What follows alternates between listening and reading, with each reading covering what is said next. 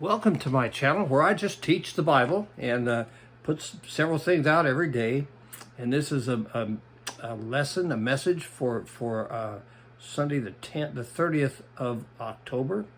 And I call this Power Corrupts. Now, I hope you'll subscribe to my channel, hit the bell, make comments, give me thumbs up, do all those things to help me get the algorithm, get it out, and pray that I can get as much viewing time as I can. I want to get monetized so I can devote more time to this. Pray about that if you would. Jesus was on trial before Pilate, the Roman governor of Judea. And he was being accused of horrible crimes by his Jewish accusers. They were threatened, by him. And so he offered no response, and he just remained silent. And while he did that, Pilate spoke to him. And we find that in John 19:10 and 11. Pilate said, "Do you refuse to speak to me?" Pilate said. "Don't you realize that I have power either to free you or to crucify you?" Now Jesus speaks. Jesus answered, "You have no power over me. You would have no power over me if it were not given to you from above. Therefore, the one who handed me over to you is guilty of the greater sin." Okay, Pilate points out to Jesus that he has power over Jesus. Usually, people with power don't need to point it out unless they are insecure or trying to prove that they have power. That's probably where Pilate was. Jesus makes it very, very clear to Pilate that he would have no power if it had not been given to him from above. And you know what the point is? The point is that power is delegated to people from God, because God has all the power, okay?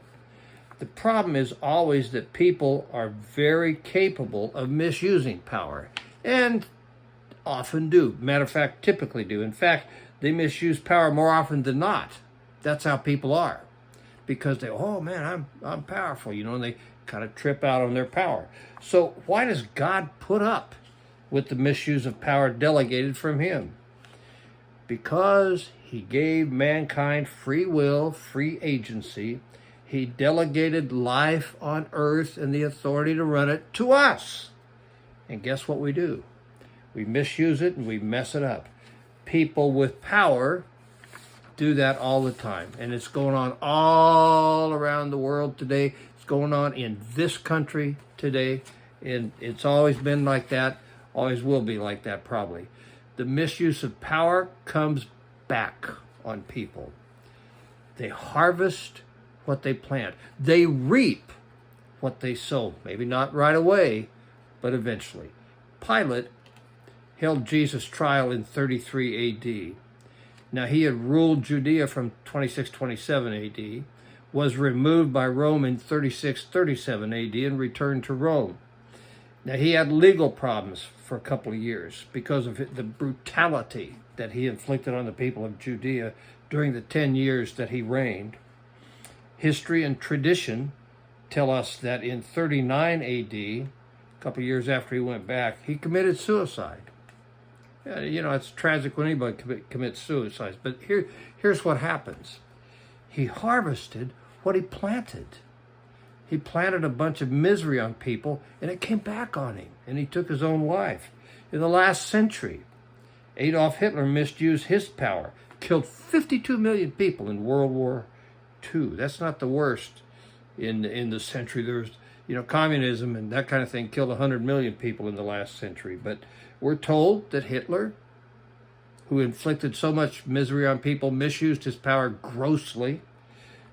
Hitler shot himself in the head in a bunker, committed suicide, when it was obvious that he had lost World War II. Some in power today misuse it. Lots in power today misuse it terribly. Misuse of power gifted to a person by God does not turn out well for them eventually. Certainly won't on the other side of life, when they pass from this life. So doesn't work out so well for people who misuse power. Just check in with Pilate and Hitler. Hope that's helpful to you. Have a great day, and I will talk to you soon.